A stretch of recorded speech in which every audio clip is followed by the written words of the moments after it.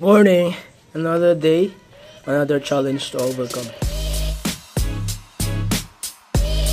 So day 4 tayo ngayon and nakapagsapatos na ako, nakapagkape na din. So it's time for our daily sunstick para lagi tayong protektado sa init ng araw.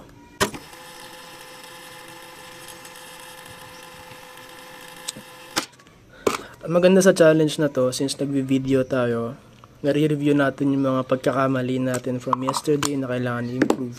So today, aside sa magdala ng tubig, nagdala rin ako ng extra na damit dahil kahapon di tayo nakapagdala ng panyo and sobra yung pawis natin, basang-basa yung damit. Tapos after nun, nagpagupit pa tayo, tapos basa yung damit natin. Buti walang reklamo yung barber. So today, we bring our extra shirt para magpalit tayo mamaya. And for the water, naubusan tayo ng tubig. So mamaya, dadaan muna tayo sa water refilling station para iwan tong tubig.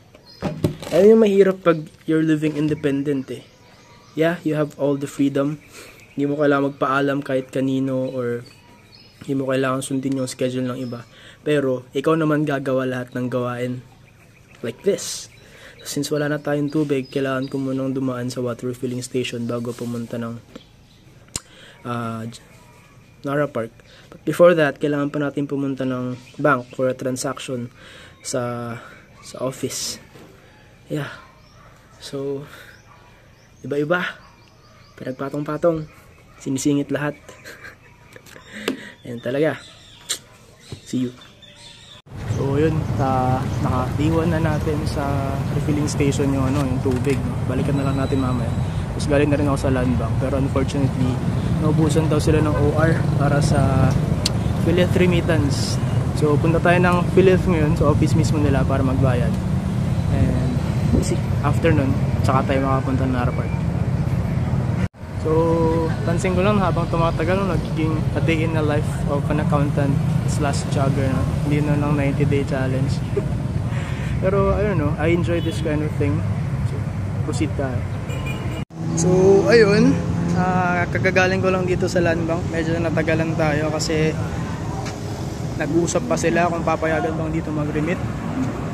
And unfortunately, ang sabi nung nila, tawag yan facilitator or so yung sa cashier nila, i-try na lang daw ulit sa land bank since baka mag-provide na rin sila ng OR sa land bank this coming days. And June 15 pa naman yung deadline ng Philith remittance.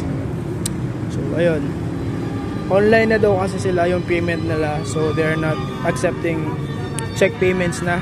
Bale sa mga na lang for tawag doon, individual payers na lang, self-employed na PhilHealth members ang ina-accept nila.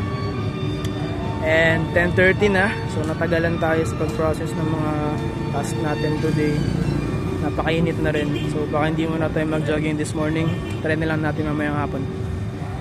So see you. So bago tayo umuwi, bumili muna tayo ng pagkain kasi again, wala naman tayong oras magluto for today. So dito tayo bumili sa lagi natin binibilan, Yang Yang Chicken. And dito rin yung gym na pinupuntahan ko dati. So dito rin tayo babalik after day 4 ngayon. So after 26 days. Ito siya. Diyan ako bumili ng chicken. And sa third floor nito, andyan yung gym. So babalik tayo dyan. So dito na tayo sa bahay. And kakain muna tayo bago pumunta ng office. May bisita tayo today. Ma! Hello! Hindi niya alam para saan to, so nagtataka yan. So, piluin natin yung kakainin. 100 grams yung bowl.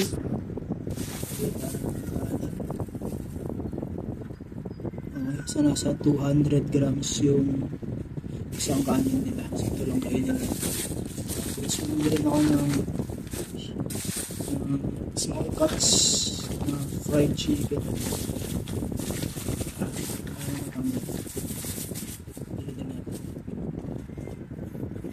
So nasa 230 250 250. Nasa 250 grams yung chicken.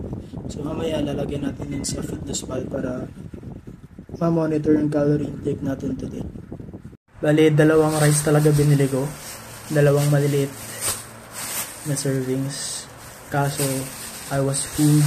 Kasi inisip ko, baka maliit pang yan. So, hindi naman siguro abot ng 200 grams. And, boy, I was wrong. Isang ganito lang, 200 grams na. So, isang ganito lang, kulang sa akin to. Normally, dalawa talaga kinakain ko. But I was wrong. No? Kaya talaga importansya ng pagsusukat ng kinakain. Kasi, madalas, akala natin maliit lang. Pero yung pala, mabigat na, madami na. Akala natin maliit na yung calories. But we're in fact, napapasobra ka na pala. So, it's a good thing na binabantayan natin. Kain tayo. Hello. So, dito tayo ulit sa mangga. Actually, tinatamad talaga ako kanina. So, today, mapapasama na sana tong araw na to sa mga setbacks. So, dapat talaga sabihin ko na lang rest dito. Bawal ganun. 4th day pa lang. Kailangan tuloy-tuloy natin to. So, yeah. Dito ako ngayon. Kaya lang sabi kahapon, just show up. So, pagkarating ko sa opisina, pagkarating ko sa bahay kanina, sapatos ako ulit agad ng bihis, no? And here I am now. So, let's do the lap bago pa dumilim kasi time check, it's 5:52. So, expect natin matapos tong laps na to, madilim na. Ayun lang, see you later. Pang 3rd lap na. Hapunta ako sa gate, tapos pabalik, and we're done.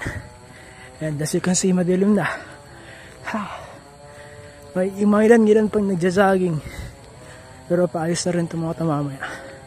And same goes with me. After ng last lap na to, win na rin ako.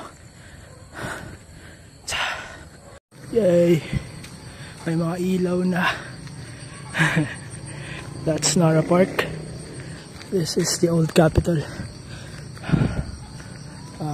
Hanggang sa gate na lang, tapos pabalik.